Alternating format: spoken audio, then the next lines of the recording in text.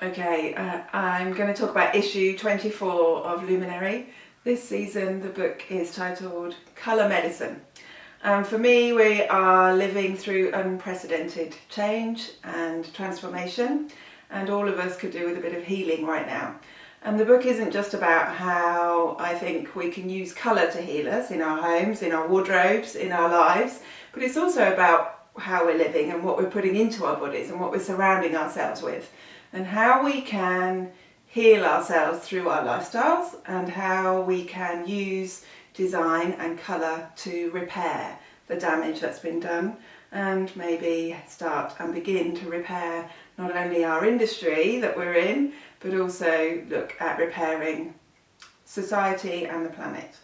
So the colours in the book this season are very, very inspired by nature. We've got colours inspired by woodland walks in the autumn, by the falling leaves, by feathers. As you know, those of you that know me, at Luminary, I'm always using nature as a real resource and an inspiration. And the colours are very saturated and very reminiscent of things that I've found on my journeys. And also this season, of course, not having been able to travel, everything was shot very locally to me in the UK, in the countryside.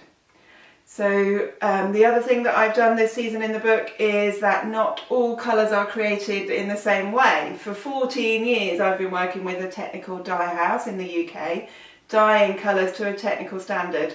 And what that means is that the colours are very flat, they're very matte, and they're perfect for matching into your category. Whatever you're creating, you can use my colour standards to match it to your material and your fabric.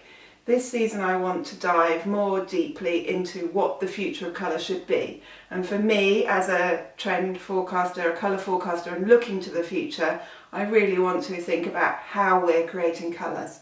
When we're looking forward towards what we're going to do with our new collections, we need to consider not only what we're designing, but also the impact of our choices, the impact on planet, the impact on our industry and the manufacturing.